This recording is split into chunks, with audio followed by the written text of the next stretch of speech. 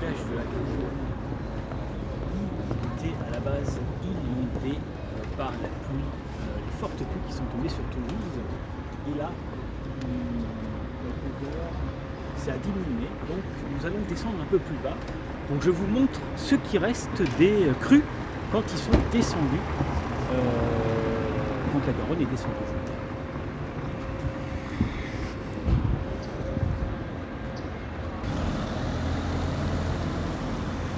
Notre petite rue piétonne de Toulouse.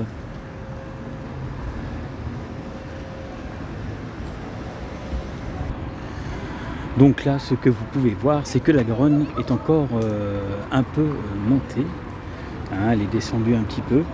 Et ce que vous voyez au fond là-bas, ce sont les débris que la Garonne a ramenés quand elle est sortie de son nid. Il faut savoir que ça faisait 15 ans, mes amis, que nous n'avions pas eu de fortes pluies.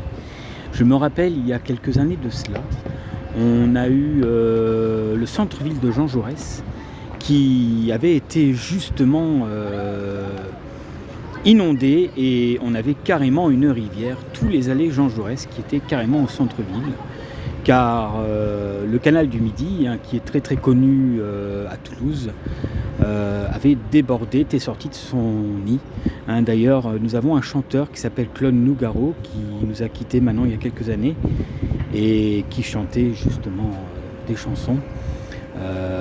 Donc comme on peut voir, la montée des eaux est toujours là, même si ça a baissé un petit peu.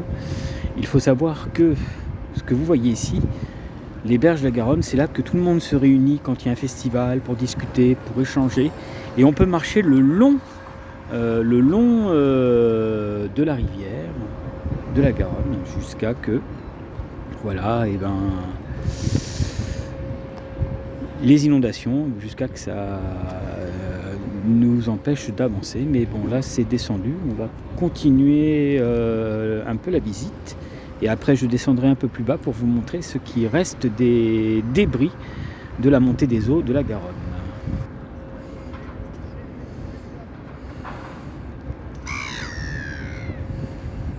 En tout cas, on a des invités qui apprécient vraiment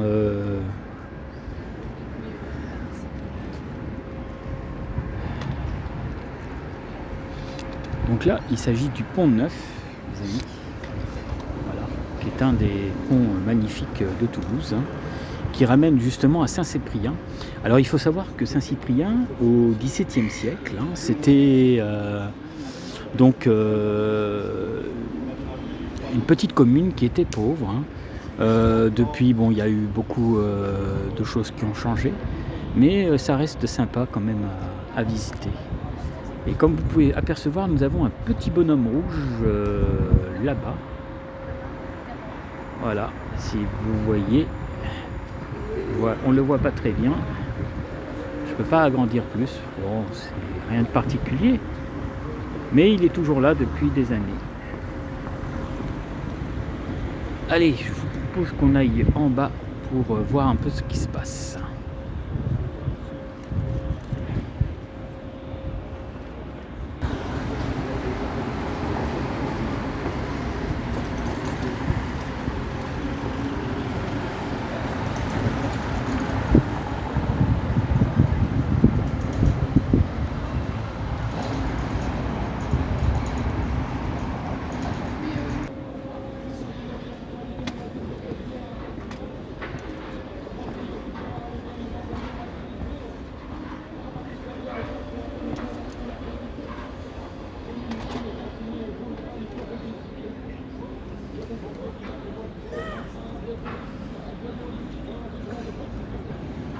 Comme vous pouvez voir, on a encore de la boue.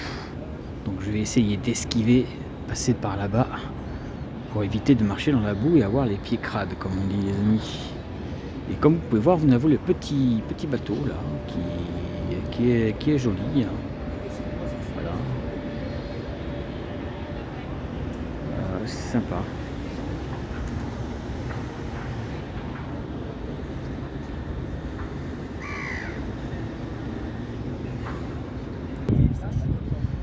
Donc là, comme on peut voir, hein, elle est encore...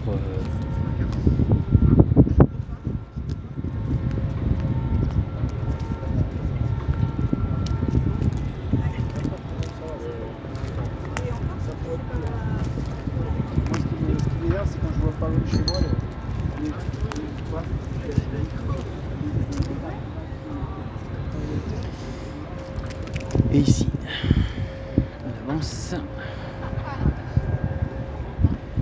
Et nous avons tous les détritus quand la Garonne a débordé, qui est sorti de son nid. Alors on a des gens, comme vous pouvez voir, un peu habillés bizarrement, mais ça va.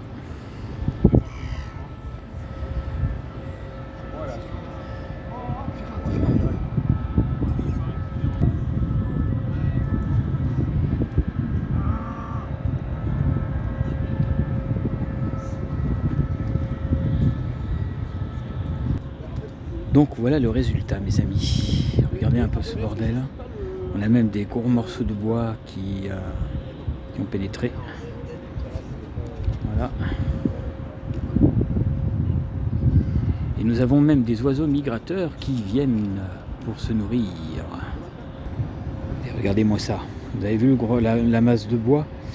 Et là pour les bateaux, là ce que vous voyez juste ici, là. Ah, il y a quand même des résultats. Et on retrouve aussi quelques trucs bétonnés.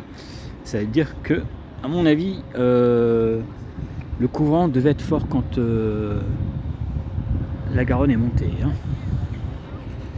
Alors moi, je n'étais pas sur place quand c'est arrivé. Hein. J'ai voulu filmer au moment où ça avait diminué. Mais autour de nous, hein, on est envahi de débris. Comme vous pouvez voir.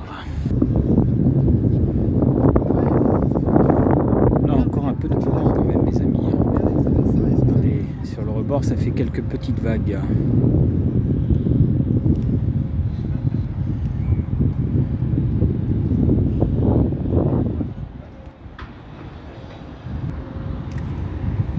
Il faut savoir que normalement ici, mes amis, on peut y poser les pieds, et là en fait on a des escaliers un peu plus au fond là-bas qui nous permettaient de nous asseoir près du bord de la Garonne. Et bon, après les tempéries qu'il y a eu, ça a fait quand même... sont toujours quand même sous les eaux, je veux dire. Voilà.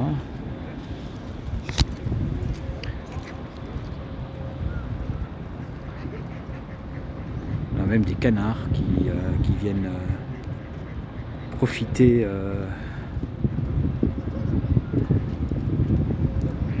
Voilà, chercher le poisson à mon avis.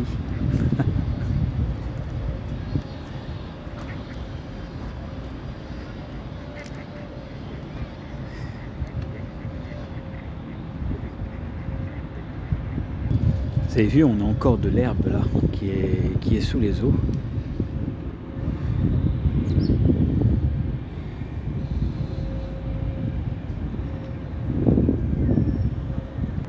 Regardez, on a même le panneau qui est encore sous les eaux.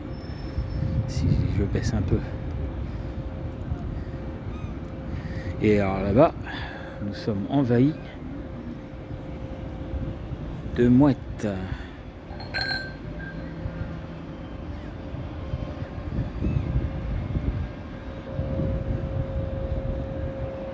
On a encore de la boue, les amis. Vous vous rendez compte que ça a débordé jusque là?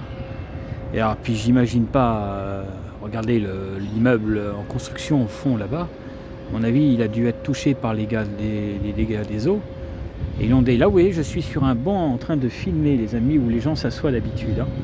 Et comme vous pouvez voir en bas, il y a de la flotte. Et le gros tas de bois là, avec le panneau, comme je vous ai montré tout à l'heure. On va s'aventurer un peu plus loin pour voir un peu ce qui se passe. Donc là, les amis, vous voyez, il y a de la vase partout. Et vous voyez la zone là-bas, normalement nous avons accès pour traverser. Et nous avons encore de l'eau. Et en fait, j'ai vu que ça s'enfonce un peu plus.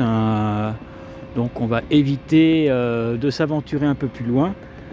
pour pas avoir de mauvaise surprise. Je vais voir si je peux prendre de l'autre côté. Mais en attendant, j'ai les chaussures bien crades et je vais, je crois, me nettoyer au niveau de, de l'herbe. Regardez, on a même la Garonne qui nous ramène des petites choses pour la déco. C'est rigolo de trouver ça sur les bords de la Garonne.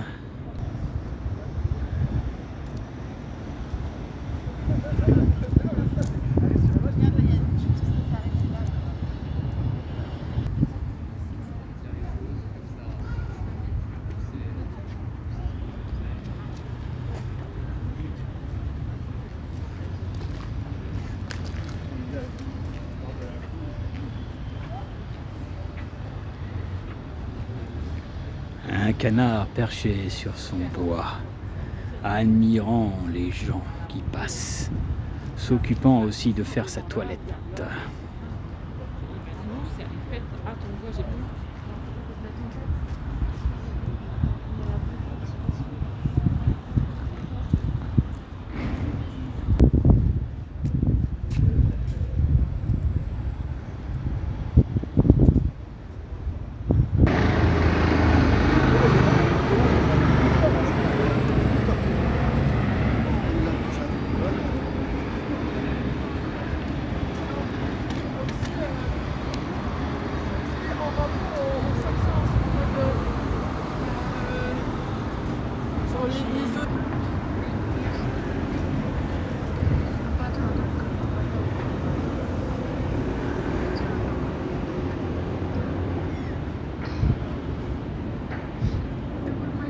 Comme on dit, les amis, après le calme et la tempête, l'évacuation des eaux.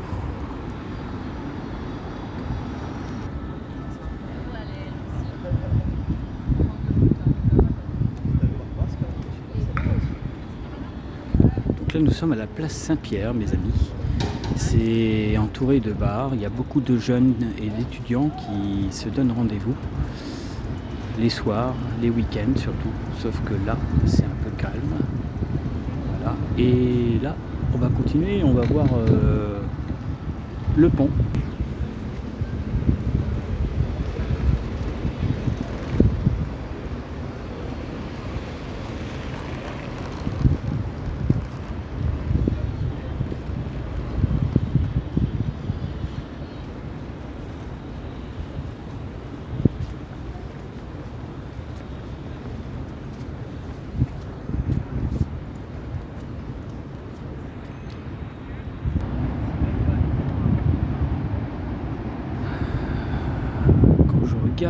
Il y a quand même du courant, les amis, hein. Vaut mieux pas plonger, hein, si vous voulez pas être emporté.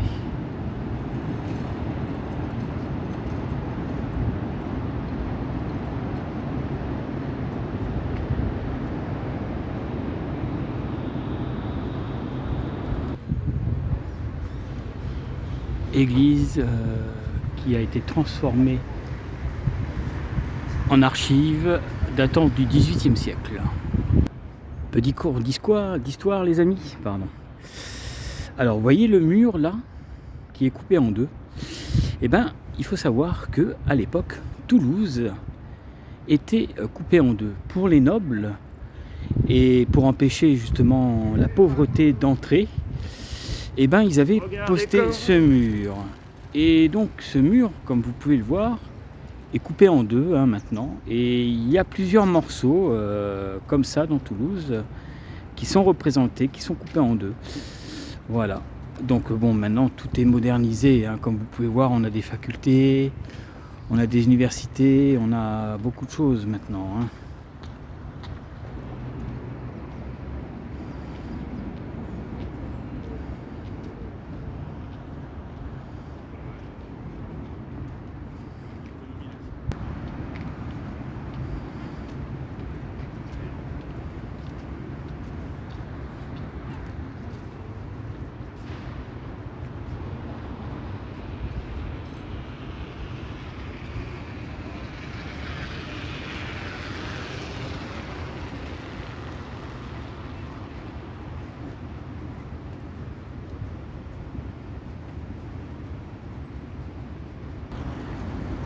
Donc voilà, je vous fais un peu découvrir. Donc là, nous avons un barrage, que vous pouvez voir.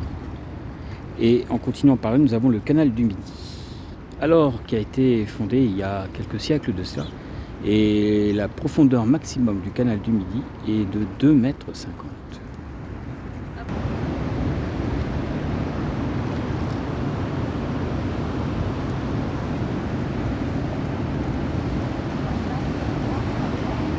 Et si vous voulez me poser la question, quelle est la profondeur de la Garonne?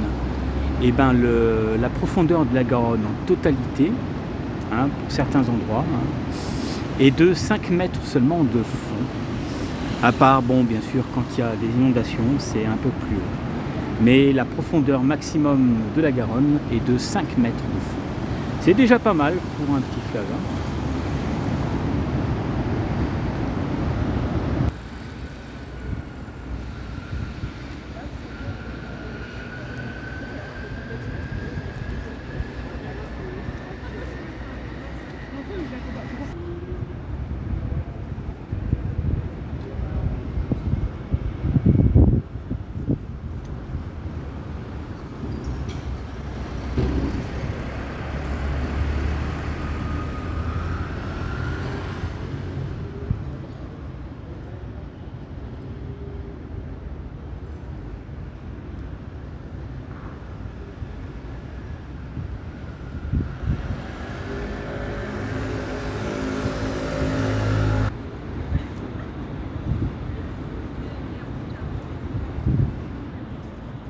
Tiens, on a le panneau d'un parking, mes amis, qui a été emporté par la Garonne, comme vous pouvez voir.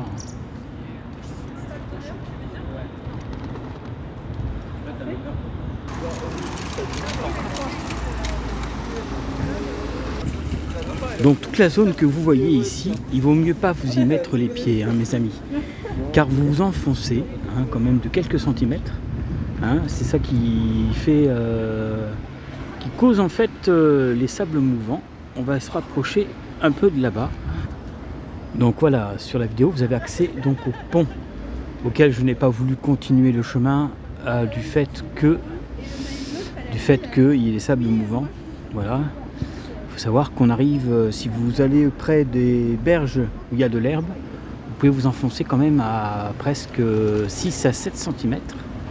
Hein, donc voilà, normalement ici les gens peuvent passer sous le pont, mais vous voyez, encore avec les tempéries qu'il y a eu, c'est encore inondé.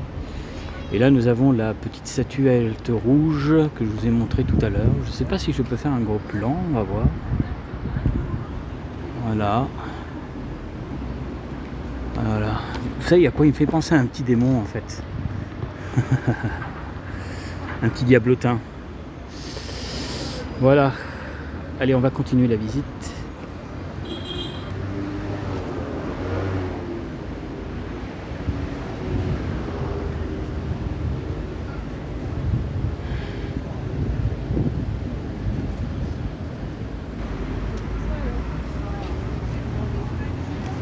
Un artiste.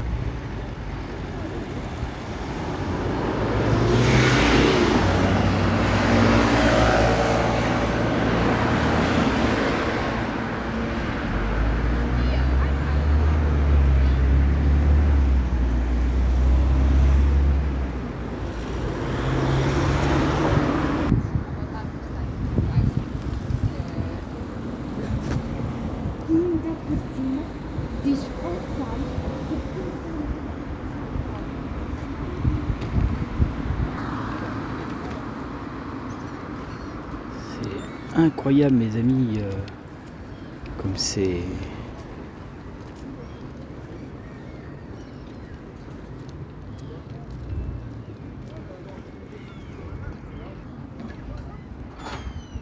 Les amis, les mouettes... Là, vous avez vu, là? Ah, il a fait un plongeon pour choper les poissons. On va voir par où il va ressortir, hein. Ah, c'est bien ça.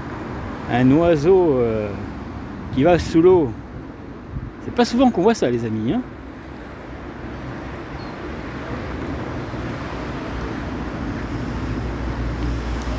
Et il reste un petit peu. On va voir s'il va ressortir. Et il est ressorti là-bas, regardez. Et il replonge.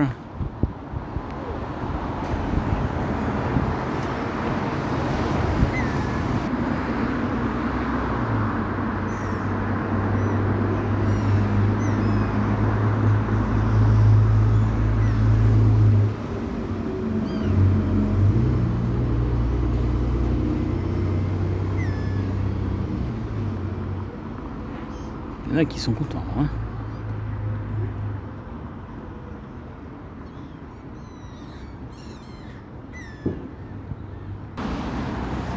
Ouais. Bon. Et bien bientôt on va toucher à la fin de notre vidéo. J'espère que ça vous aura permis de voir ce qui se passe. On va continuer un petit peu pour voir des trucs et je vous dis à tout.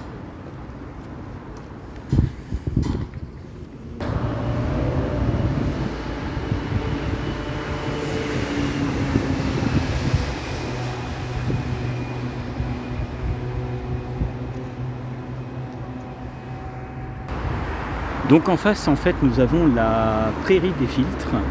Souvent, il y a des spectacles, des concerts l'été, hein, si jamais vous avez l'intention de passer sur Toulouse au cas où. Voilà. Et donc, notre vidéo va bientôt toucher à sa fin. Et j'espère que vous aurez passé un bon petit moment avec moi pour vous faire découvrir un peu Toulouse et ce qui s'est passé après la tempête, comme on dit. Petit historique du Pont Neuf, mes amis. Allez. Alors, l'édificateur, à partir de 1544, du plus ancien pont de la Garonne toulousaine, résulte d'un enjeu national sérieux de disposer d'un franchissement sûr et large sur la route stratégique de l'Espagne et du roi de France I. Donner les moyens à la ville de réaliser cet ouvrage.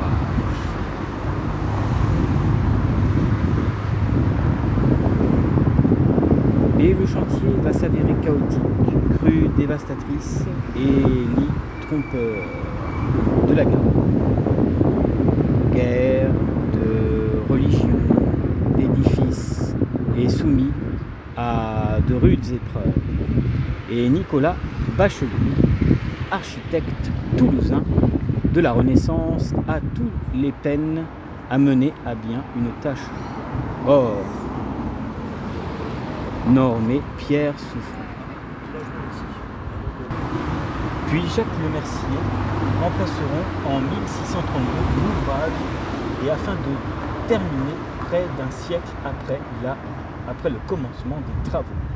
On peut aujourd'hui apprécier ces 7 archers majestueux en briques et pierres de taille, ainsi que ces piles percées d'aigus bois, en partie haute afin de limiter la pression de l'eau, un dispositif qui lui permettra de résister aux caprices du fleuve, mes amis. Voilà, petit cours d'histoire.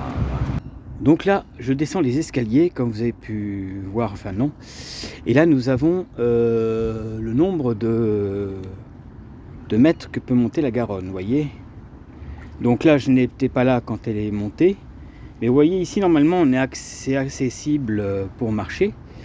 Et là, on ne peut pas. Par contre, si vous vous approchez d'ici, là, vous vous enfoncez, hein, car il y a du sable mouvant. Comme vous pouvez voir, on a déjà quelqu'un qui a essayé de tenter l'expérience en mettant le bois pour voir si ça s'enfonçait. Hein. Donc, comme vous pouvez voir, hein, c'est bien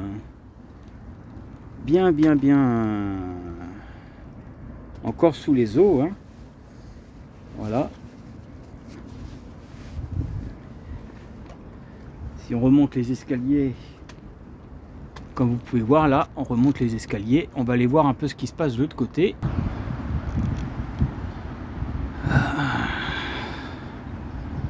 C'est descendu un petit peu. Hein. Allez.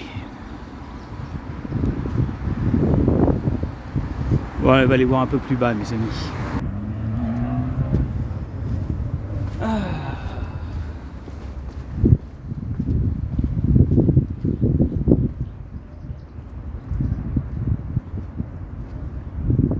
Quelques petites vagues. Hein.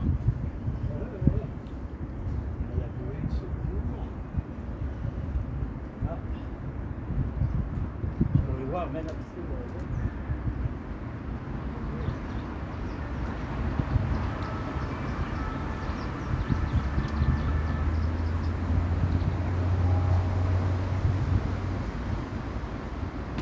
Il y a de la base. Hein. Ouais, il y a quand même de la base.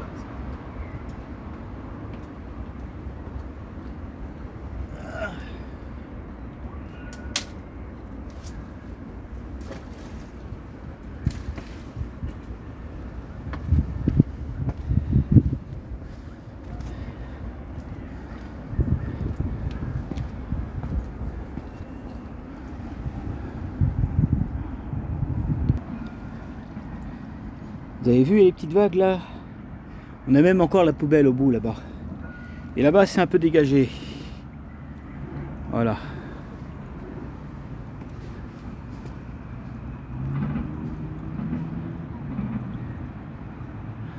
Le quai de Tonis, entre activités et loisirs.